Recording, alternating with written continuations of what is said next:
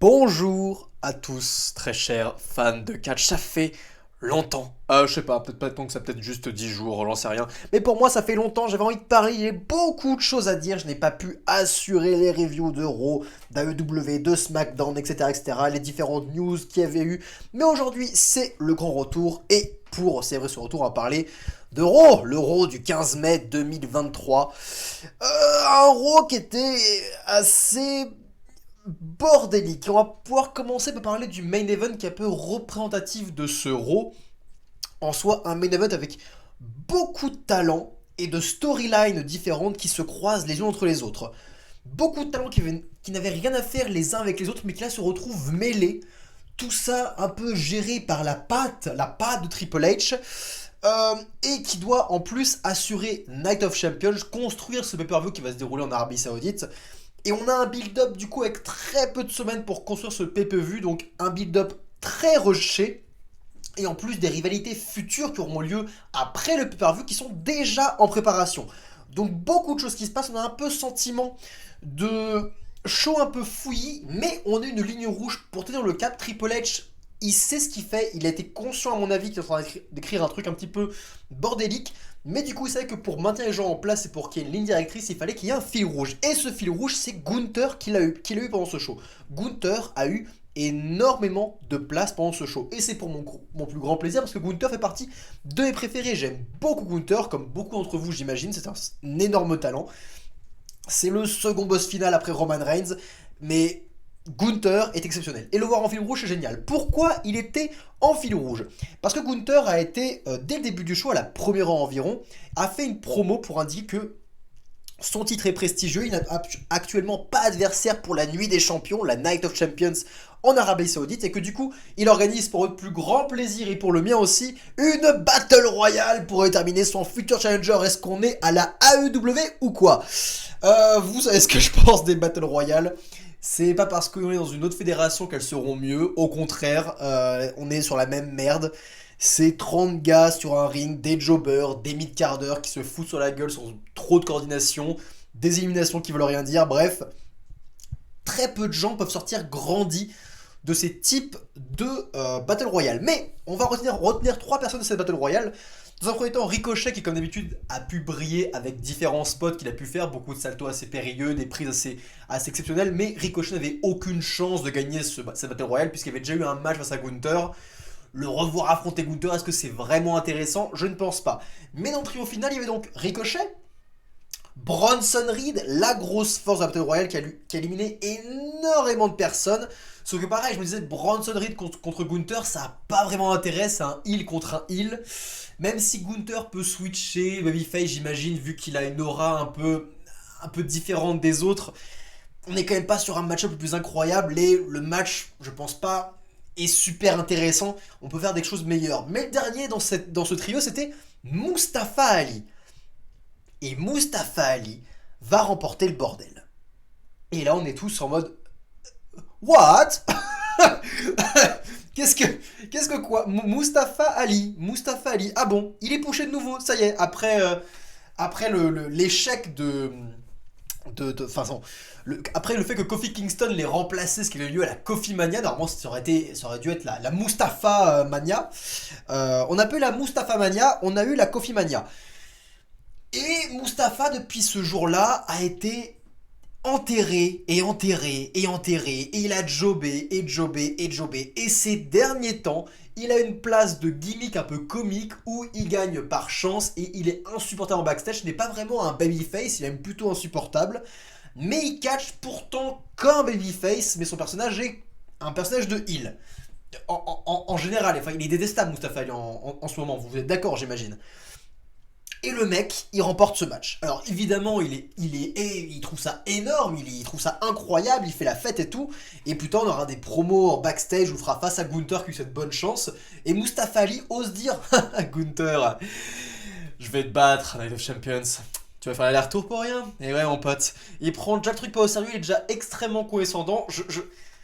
Je ne sais pas qui dirige, parce que j'imagine que Triple H aussi est à l'origine de l'écriture de Mustafa Ali. C'est n'importe quoi. Qui veut se ranger derrière ce mec? Qui va être inspiré par ce mec? Vous savez, à une époque, pendant la Coffee Mania, quand il y avait la Mustafa Mania, Mustafa Ali était inspirant. Et moi-même, je me rappelle que j'étais énormément hypé par le fait que Mustafa Ali reçoive un push énorme et aille affronter Daniel Bryan. C'était un peu les plans de base et j'étais complètement hypé par ça. Maintenant, le mec est perdu. Le mec est perdu et le voir cette position-là, je ne vois pas quel intérêt. Je ne vois aucun intérêt. Si encore il avait un gimmick plus classique, mais un gimmick qui ressemble à celui de Ricochet en fait, juste un mec sympa qui se bat, un vrai underdog, pourquoi pas. Mais là, en l'état, aucun intérêt. Le seul intérêt que je vois, c'est que Night of Champions, Gunther, il le bat en 2 secondes. Actuellement, hein, franchement, actuellement, chop, chop, chop, powerbomb, gros close line, terminé. Parce que là, les fans vont avoir qu'une envie, c'est voir Gunther atomiser Mustafa Ali. Je vois pas comment les fans pourraient. Mais attends, on est en Arabie Saoudite, Mustafa Ali. Attends, mais il est de quelle origine, Mustafa Ali? Je viens enfin de faire un lien. Je viens enfin de faire un lien. Mince. Mustafa Ali, de quelle origine? Ah, c'est pour ça. Alors peut-être. Mais je crois pas qu'il vient exact. De toute façon, la WWE et la géographie, on le sait, hein. Les Chinois sont japonais, la WWE, c'est pareil pour les Indiens. Oh non, non, j'espère qu'il vient d'Arabie Saoudite, Mustafa Ali. Qu'est-ce que c'est? Je viens de réaliser la chose en pleine session, je suis désolé.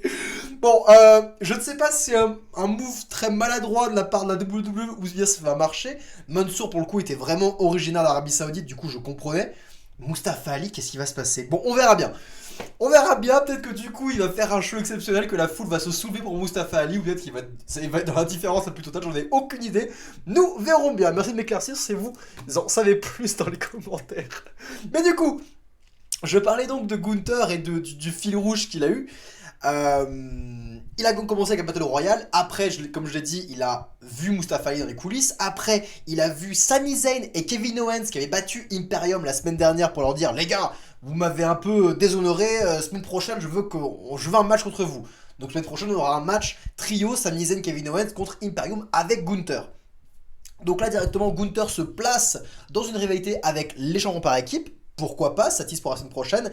Mais là, après, alors qu'il marche dans les coulisses, il serre la main à Paul Heyman qui envoie un message à Roman Reigns et on comprend du coup que Paul Heyman a un business avec Gunther actuellement. Et à la fin du show, dans le main event, alors que Sami Zayn et Kevin Owens affrontent le Judgment Day, on voit qu'Imperium intervient pour aider Paul Heyman et les affaires de Roman Reigns en affaiblissant Sami Zayn et Kevin Owens. Le mec, il a tenu tout le show. Des affaires avec des heels, des futures la rivalité pour le pay-per-view installée et les futures rivalités pour le futur. Ça faisait énorme. On n'avait jamais vu Gunther être de mèche avec la Bloodline. Et je vais me dire, on n'a jamais vu Gunther obéir à des ordres plus haut placés que lui. Il a toujours été au top de la chaîne alimentaire, Gunther, jusqu'à présent. Et j'aime l'idée que ça renforce le fait que Roman Reigns, dans l'ombre, tire toutes les ficelles de la WWE, tout autour de lui, c'est lui qui est à l'origine de tout, c'est le grand champion, il est au-dessus du monde entier, et on a le sentiment qu'il tire les chaînes de tout, par la voix de Paul Heyman, mais que c'est Roman qui tire les ficelles, ça c'est intéressant. Mais que Gunther soit utilisé de la sorte, on n'a jamais vu Gunther obéir à des ordres de personnes potentiellement supérieures. Et là, du coup, il n'apparaît pas forcément comme un larbin, mais encore une fois, on l'a jamais vu faire ça. Est-ce que ça le diminue? Je dirais pas pour l'instant, mais je pense quand même que ça a enlevé un peu de son image. Encore une fois, Gunther, c'était une force de nature et il avait le même traitement que Roman Reigns, c'est-à-dire au sommet de la chaîne alimentaire, et c'est lui qui donnait les ordres, il n'obéissait à personne. Là, pour la première fois de sa carrière dans le main event, il a obéi à quelqu'un qui est au-dessus de lui.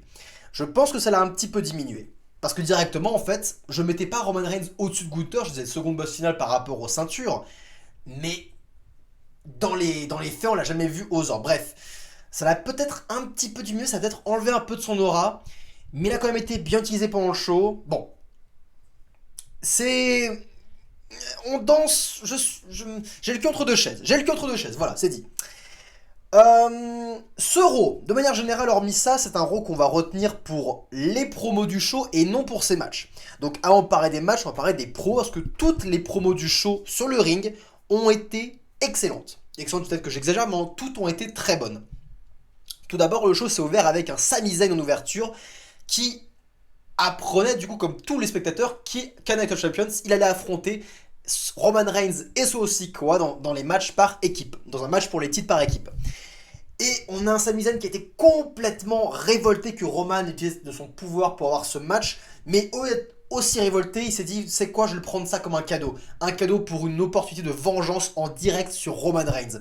Et Kevin Owens se prenait pareil, c'était du très très matériel, Sami Zayn était complètement on fire, du très très lourd pour ouvrir le show, et une hype qui se construit, et j'ai vraiment hâte de voir ce match pour le championnat par équipe.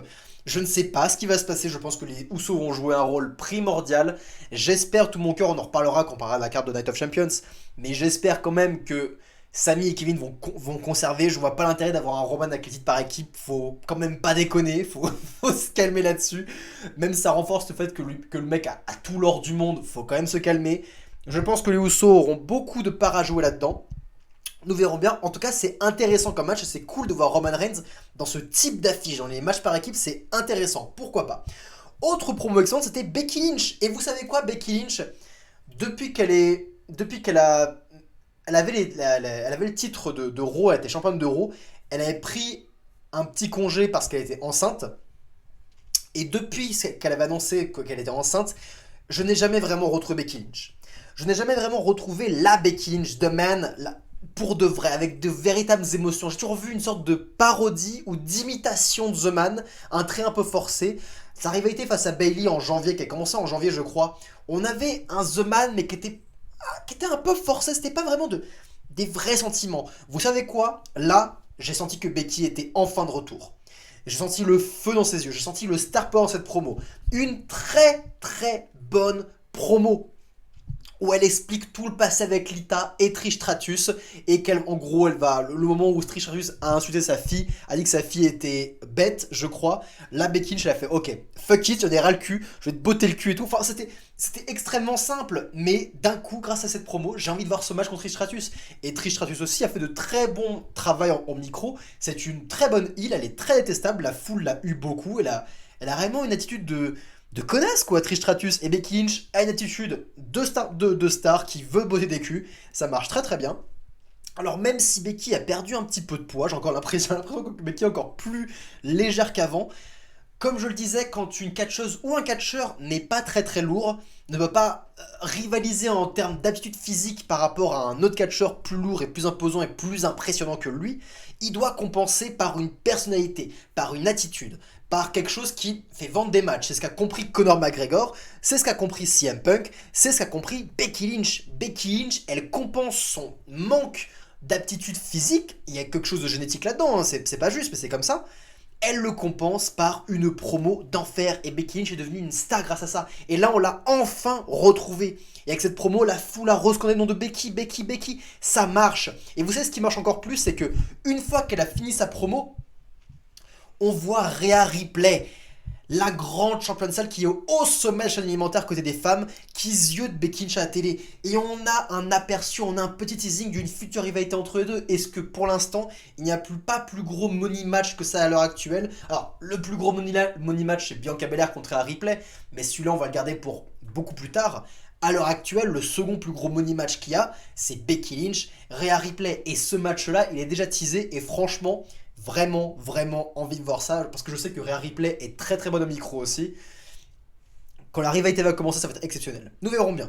Et enfin, dernière grosse promo du show, c'était Cody Rhodes, qui, comme d'habitude, fait une excellente promo. Le mec, il fait que ça. Dès qu'il fait une promo, elle est très très bonne. Il est très très fort, ce mec. Et quand tu s'est arrivé avec Brock Lesnar, et j'aime beaucoup parce que chaque fois, il varie un peu son style de promo, c'était jamais la même chose. Et là, il a ouvert sa promo par une sorte de conte qu'il a décrit. Le conte du scorpion et de la grenouille. Je vais pas tout refaire le conte, allez voir ça, mais c'est intéressant de voir cette variation dans les promos du mec. Il sait comment se renouveler, il sait comment rester intéressant et rester captivant malgré son personnage qui peut, oui, paraître un petit peu gnangnan ou un renouveau de John Cena, une sorte de Superman, mais il sait comment faire, il sait que c'est très compliqué à tenir un passage comme ça, et Cody Rhodes est malin, et il fera tout en son possible pour rester intéressant, et il le fait. Donc le Scorpion, c'est un parallèle avec Brock Lesnar qui fait des coups dans le dos malgré le fait qu'ils disent l'inverse. Mais il met quand même Brock Lesnar over. Il dit que Brock, s'il arrivait là, c'est parce qu'il est meilleur que 99,9% des catcheurs dans les coulisses. Mais que lui, Cody Rhodes, il a battu Brock Lesnar. Brock Lesnar se prend pour un chasseur, mais ce que Cody voit, c'est un homme avec un œil au beurre noir et une ouverture au front. Bref, des choses simples, mais c'est de la réalité. C'est de vrais sentiments. C'est de vrais sentiments basés sur des choses réelles. Ce ne sont pas des conneries et ça marche. C'est simple, pour que le catch soit intéressant, il faut pas trop surnaturel, pas des gimmicks abusés, pas des choses débiles qui se passent, pas des gens qui sont énervés pour des trucs qui n'ont aucun sens. Non, des faits simples. Des faits simples et réalistes. Tu m'as agressé dans le dos, t'as un problème contre moi, et ben on va se battre. Et c'est le cœur même de la rivalité. Point barre. Et après on construit, et c'est comme ça que ça marche. Des choses qui font réel. Une promo qui commence par de la réalité, par un conte qui existe vraiment, pour ensuite aller dans la narration, aller dans le fictif, mais du coup l'illusion entre réalité et fiction devient extrêmement floue. C'est comme ça que ça marche, et c'est comme ça qu'on fait les grands matchs et les grandes stars. Donc, ce Raw a permis d'installer une sorte de hype générale pour les matchs de Night of Champions. Peut-être un des shows d'Arabie Saoudite que j'ai le plus envie de voir depuis le début. Les derniers étaient intéressants. Plus ça avance, plus les shows d'Arabie Saoudite ont été de mieux en mieux et de mieux en mieux conçus. Donc c'est cool. J'ai vraiment envie de voir Night of Champions. Je pense que ça va être très intéressant. Mais par contre, ce Raw, au niveau de ses matchs, là, c'est là où le bas blesse. C'était pas vraiment hyper intéressant. En fait, ce n'était pas catastrophique, mais ce n'était pas intéressant. Il n'y avait rien de bien alléchant qu'on pouvait se mettre sous la dent. Le premier match, c'est Shinsuke Nakamura contre le Miz. Et en soi, Shinsuke Nakamura, putain. Le match n'est pas mauvais, mais je veux dire, il n'y a plus aucun intérêt à voir The Miz à la télé à présent. Le Miz, il a eu beaucoup trop de défaites. Le Miz a job face à n'importe quelle star hors catch, face à n'importe quelle personne qui n'est pas un athlète, il job face à lui. Le Miz n'est plus un danger à télé. Chaque semaine, on se fout de la gueule de ses petites couilles, c'est un fait. Le Miz n'est plus intéressant. Et voir un match contre le Miz, t'as beau mettre n'importe qui en face, le match peut être un peu compétitif ou un peu intéressant à regarder, ça restera pas divertissant et ça n'aura aucun intérêt. Shinsuke Nakamura n'a pas été élevé en battant le Miz. Pas du tout, pas pour un poil. Pour ce qui est de Shinsuke, petit avis rapide, je trouve que le mec est très talentueux. La plupart de ses offenses sont plutôt impactantes. Il a un bon arsenal, mais s'il y a deux choses qu'il faut enlever de Nakamura, et c'est deux choses qui vont parler de sa personnalité, donc ça risque d'être très compliqué à enlever, mais les deux choses à enlever de Nakamura, c'est de 1, son coup dans les cordes où il tremble, on dirait qu'il a une sorte de spasme ou une crise d'épilepsie, vous savez. Ça, c'est à bannir parce que ça ne ressemble à rien, c'est complètement ridicule et ça ne fait aucun dégât d'un point de vue réaliste. Et second truc, son putain de j'écarte les jambes, je mets mes mains entre mes deux couilles et je dis comment dans une tête pas possible. Ça marche la première fois, ça marche la seconde fois, ça marche peut-être la troisième fois si tu le fais à chaque putain de match. Ça ne marche plus. Ça ne marche plus, c'est genre juste énervant. Voilà, les deux choses à enlever pour Shinsuke Nakamura. Mais ce match, du coup, pas intéressant parce que The Miz, malheureusement. Ensuite, on a eu donc, comme j'ai dit, la Battle Royale qui était un véritable foutoir. Je m'étais cru la AEW, comme j'ai dit, ça n'a aucun intérêt ce type de match. Ensuite, on a eu Dominic Mysterio contre Xavier Woods. Vous savez que j'adore Dominic Mysterio. Xavier Woods est un bon babyface si on enlève son putain de trombone et ses promos à 2 balles avec les licornes et toutes ces conneries. Mais en soi, catchesquement, c'est un bon talent, Xavier Woods. Et le match n'était pas mauvais, il était même plutôt bon. Le seul problème que j'ai eu, c'est qu'on a déjà eu ce match la semaine dernière, exactement le même, et rien de plus n'a été ajouté. Le résultat, heureusement, est resté le même. Dominic Mysterio a battu Xavier Woods du coup pour la seconde fois. Ça a permis de vraiment encore plus établir Dominic Mysterio comme de plus en plus une menace au sein des heels de Raw. Donc pourquoi pas, mais encore une fois, c'est le même match. Ensuite, on a eu Raquel Rodriguez contre Chelsea Green. Et franchement, on a vu Raquel en chier peut-être un petit peu trop face à Chelsea Green. C'est dommage, mais bon, le match n'était pas ouf, mais ça a quand même permis de voir Raquel seule dans un ring, ce qui fait plaisir parce qu'encore une fois, je peux plus voir Raquel Rodriguez et Liv Morgan ensemble par équipe, je ne peux plus voir ça, quoi. C'est plus possible. Qui veut voir ça? Qui aime cette équipe? Qui aime Raquel et Liv Morgan? Qu'est-ce qui vous crie? Oh, intéressant, je dois regarder ça absolument. Qui pense ça? Qui pense ça? Alors que là où l'argent est, c'est sur Raquel Rodriguez en solo, en heal. En heal en solo parce qu'elle n'est pas capable d'être face. Elle a une promo en face qui est assez naze. Il faut la mettre heal. Elle parle très peu. Elle botte des culs. On change sa tenue. Elle défonce tout. Et on l'élève. Et là, Raquel, c'est de l'argent. Mais dans ces conditions-là, c'est pas possible. Bon, on l'a vu quand même seul. Effectivement, je préfère l'avoir seul que en équipe. Encore une fois, le seul point positif du match. Et enfin, le main event, j'en ai déjà parlé, mais en soi, le main event était assez bordélique, je veux dire. On avait donc ce match par équipe, Sami Zayn, Kevin Owens contre le Judgment Day, Finn Balor et Damien Priest.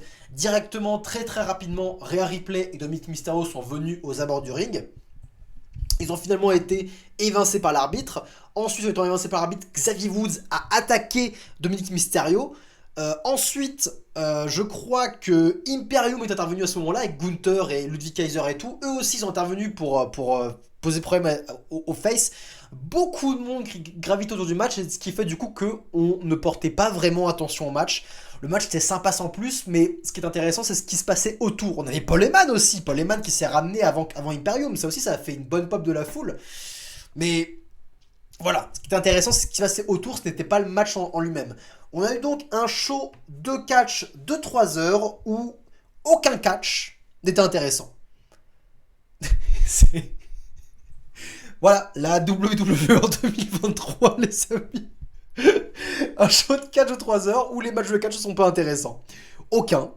Aucun. Les promos géniales, encore une fois, les promos géniales. La hype, builder un programme, builder des rivalités, builder des pay-per-views, ça, ils savent extrêmement bien faire. Mais avoir des matchs intéressants chaque semaine d'un point de vue hebdomadaire, oh la répétition, attends, je suis fatigué.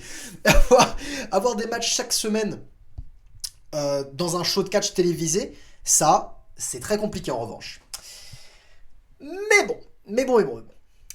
Ce qu'on peut être aussi, c'est que du coup, après le match entre Raquel Rodriguez et Chelsea Green, on a eu le retour de Ronda Rousey et Shayna Baszler qui défient donc Raquel et Liv Morgan pour le championnat par équipe. Alors, vous vous rappelez, hein, à WrestleMania, elles ont remporté le Fatal 4-Way, elles étaient censées devenir championnes. Je suis persuadé que les plans de base, c'était Ronda et Shayna versus Becky et Trish. Vu que Shayna Baszler a été blessée lors de WrestleMania, ils ont dû changer les plans en vitesse. Ils ont mis les ceintures sur Raquel et Liv Morgan. Trish Stratus a tourné le dos à Becky beaucoup plus tôt que prévu, j'imagine. Enfin, beaucoup de choses qui sont passées. Tout ça à cause d'une blessure, tous les plans ont changé. Maintenant, elles sont revenues et elles réclament les titres. Franchement, au stade où on est, évidemment, il faut qu'elles remportent les titres. Parce que c'est la seule manière pour que 3 lutteuses, peut-être 4, sortent grandies de ça. La seule manière d'utiliser Ronda Rousey et Shayna Baszler à l'heure actuelle en 2023, c'est qu'elles soient championnes par équipe et qu'elles soient dominantes et qu'elles pètent la gueule à plein d'équipes féminines jusqu'au jour où une équipe féminine enfin intéressante surgisse et ôte les titres de Shayna Baszler et de Ronda Rousey. En plus de ça, Ronda Rousey a une certaine popularité, donc elle peut mettre beaucoup de visibilité sur les matchs par équipe.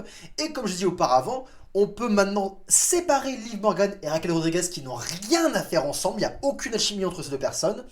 Liv Morgan, vous en faites ce que vous voulez, moi je m'en fous. Mais on élève Raquel Rodriguez en solo et en heel.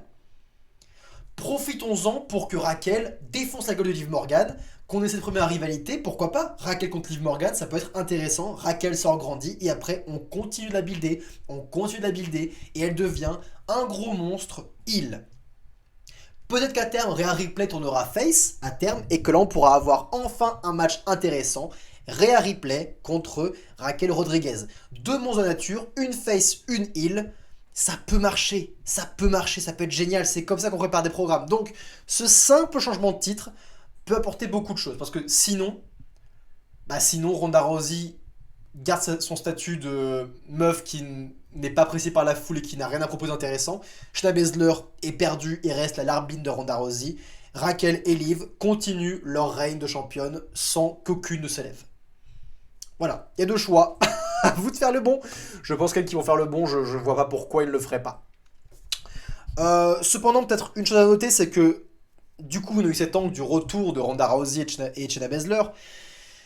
Alors, encore une fois, je vous ai parlé du futur, mais parlons de l'angle en lui-même, que je n'ai même pas mentionné, mais l'angle en lui-même était pas bon, hein. L'angle en lui-même était pas bon, hormis le retour de Ronda Rousey, ce qui est chouette. Ronda a chopé les cheveux de Raquel Rodriguez qui était à genoux au sol après l'avoir un peu donné un coup de pied dans les côtes. Raquel était au sol, Raquel n'était pas KO, Raquel fait 3 têtes de plus que Ronda Rousey. Raquel regardait Ronda avec des yeux de rage. Ronda lui tenait les cheveux en disant on veut le par équipe, tu m'entends. Elle la trash talkait. Raquel ne faisait rien pour se défendre. Elle ne faisait rien pour se défendre. J'étais en mode mais attaque-la. Attaque-la, défends-toi, bats-toi. Bats-toi, elle te pète la gueule et ensuite elles font la promo, normal. Là, on a eu Ronda qui a fait toute sa promo en tirant les cheveux de Raquel Rodriguez qui est une force de nature. Raquel ne se débattait pas. Elle continuait de regarder avec haine son adversaire. C'était nul. C'était nul. Je suis persuadé que Raquel en face, elle ne sait pas quoi faire. Elle n'a jamais... Elle a le physique, elle s'entraîne toute sa vie à être une heal. Je suis sûr que c'est une très très bonne heal. En face, elle ne sait pas faire. L'underdog qui se fait attaquer par les gens plus petits qu'elle est normal. Pourquoi elle aurait eu à le faire? Waouh. Ça marchait pas. Ça marchait pas du tout. On a eu dans ce Raw aussi beaucoup de superstars de NXT qui ont fait leur début. On a eu par exemple l'équipe Indus Sher composée de Veer et Sangha, accompagnée de Jinder Mahal, qui ont fait, je dois l'avouer, une belle impression face à des jobbers. Ils ont fait le taf, ils ont un look, ils ont une personnalité, sont des gros monstres. Ils ont utilisé des moves de gros monstres. Les jobbers ont bien fait le taf, ils paraissent extrêmement puissants en un seul match. Et j'ai envie de voir ce qu'ils peuvent donner de plus. Il y a du potentiel en équipe de heal assez puissante qui peut se faire facilement détester par la foule. Beaucoup de potentiel. Surtout avec Jinder Mahal qui en plus de ça, on a directement un mec qui fait les promos. Pourquoi pas? Pourquoi pas? Indus Sher, je dis pourquoi pas. Ça a du potentiel. On a eu JC McDonagh aussi qui a attaqué Dolph Ziggler. Là-dessus, je suis plus dubitatif. Je crois qu'il a beaucoup d'adorateurs, JC McDonagh. C'est un Irlandais, il me semble. Alors, il a attaqué Dolph Ziggler, du coup, ça veut dire que Dolph Ziggler va pouvoir le mettre en avant. C'est ce que c'est faire Dolph Ziggler de bien. On va avoir ce match qui va être sympa. JC va pouvoir briller. C'est un premier adversaire très sympa. Maintenant, JC McDonagh. J'ai envie de dire, on verra ce qu'il y a dans le ventre. Parce que de base, le mec, il a un faciès intéressant. Il a un faciès très intéressant. De bonnes expressions faciales. Malheureusement, il n'a pas l'air d'être le plus grand ni le plus musclé. Donc, on verra ce qu'il peut faire en tant que heal. Parce qu'en tant que heal, être un peu petit, ça peut poser problème. Encore une fois, comme je dis, si on est comme ça, c'est qu'il faut compenser en termes de personnalité et compenser en pro pour se mettre over. Donc, on verra s'il est capable de faire ça. Si on n'est pas capable, malheureusement, il risque de se perdre dans le reste du roster. Et enfin, on a Zoey Stark, qui elle avait fait ses débuts la semaine dernière contre Nikki Cross, et qui là a fait une petite promo en backstage avec Candice LeRae, qui l'affrontera la semaine prochaine. Et je dois avouer que Zoey Stark, je l'apprécie déjà énormément. Déjà, elle a une gueule, elle a une putain de gueule, elle a la personnalité, elle a l'attitude, elle a un catch impactant, intéressant. Dans le ring, la semaine dernière face à Nikki Cross, j'ai ressenti une combattante et non pas une danseuse. J'ai ressenti une meuf qui était là pour péter des gueules. Et ça fait du bien, putain. Ça fait du bien. Sur des premiers matchs comme ça fait vraiment, vraiment beaucoup de bien. En plus de ça, ses propos, c'était que Nikki Cross, elle est bizarre, elle est attardée, elle veut lui fracasser la gueule pour lui montrer quand même les bases du catch. C'était un peu ses promos et le fait de sa promo. Donc, elle a l'air de s'y connaître, elle a l'air de connaître un petit peu le business, elle a l'air d'être assez maligne sur un ring. Nous verrons bien où tout se mène, mais en tout cas, beau potentiel pour Zoey Stark. Clairement, peut-être le meilleur potentiel de tous les talents de NXT qui ont fait leur début pour l'instant. En termes de news, du coup, la chose dont on peut parler maintenant, c'est l'état de Randy Orton.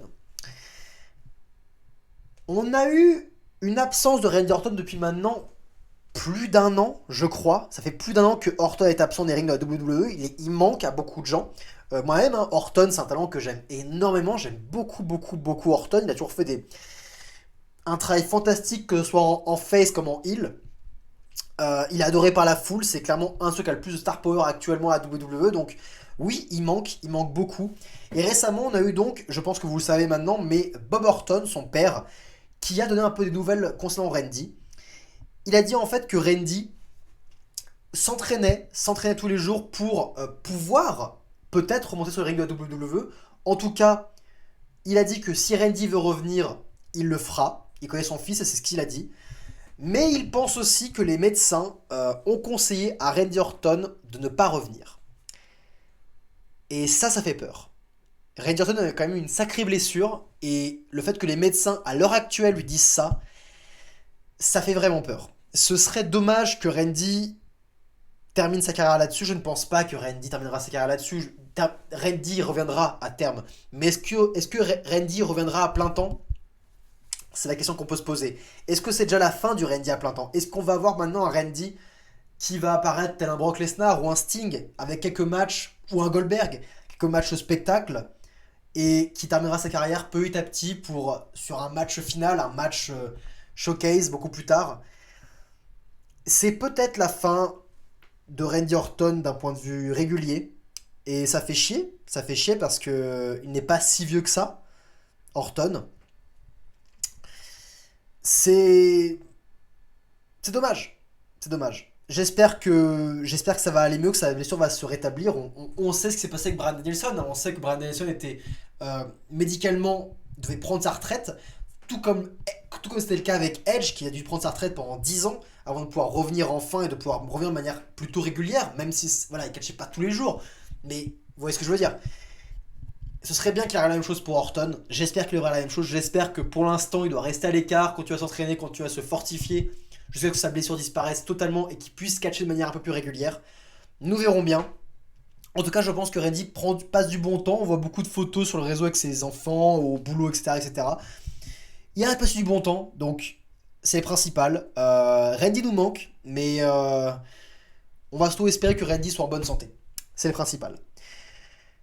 Et voilà, j'avais beaucoup de choses à dire pour ce Raw. J'espère que ça vous aura plu. C'était Kozak. Prenez soin de vous, bande de fans de catch.